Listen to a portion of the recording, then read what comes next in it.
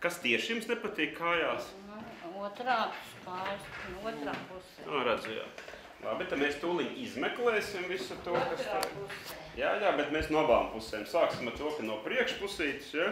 Te jāturās. No tur vajag pieturēties tā, lai droši būtu, ja? Lai jūs nenokristu, ja? Tad šī situācijā, viņas gadījumā, ja mums šeit būtu ļoti svarīgas kosmētiskas indikācijas, jaunam cilvēkam, tad šī ir labāka indikācija pacienti operēt. Bet, ja ir atkal vecāks cilvēks, kur vairāk iet runa par to, kā uzlabot asins cirkulāciju, mēs varam arī ļoti labu rezultātu sasniegt ar skleroterapiju, arī bez operācijas, kas pacientam ir būtu sklētāk.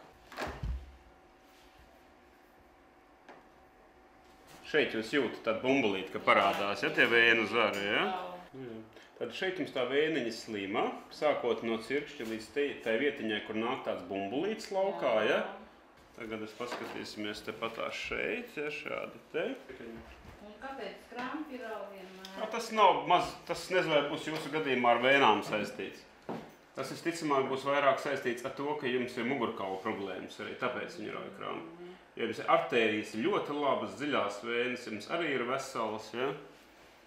Tā kā, tur tas krampi iemesls jūsu gadījumā tas būs cits. Šeit ir tā vēniņa vesela jums šī kājām. Ja šeit pacienti būtu, pa 30-40 gadiem jaunāki, es teiktu, ka labāk veikt lāzera operāciju un uzreiz pie tās pašas operācijas šī mikroķirurģijas tehnikā šos paplašinātos vēnu zarus uzreiz izņemt laukā. Šeit atkal tādā brīdī, kad cilvēkam jau varbūt viņš nevelk īsus svārkus, ja, tad, protams, šī situācija ir cita. Jo viņam vairāk cilvēks vēlās, lai kājās būtu laba, viegla sajūta un neprogresētu šī gadījumā kāja tūsku un ādas izmaiņas. Un šī situācija atkal ir vairāk tāda, kad būtu vēlams, šeit ārstēt, es domāju, ar skleroterapiju, jo mēs ar dažām, pavisam vienkāršām procedūrām mēs panāksim arī ļoti labu, šo te rezultātu, ko vēlās pacienti.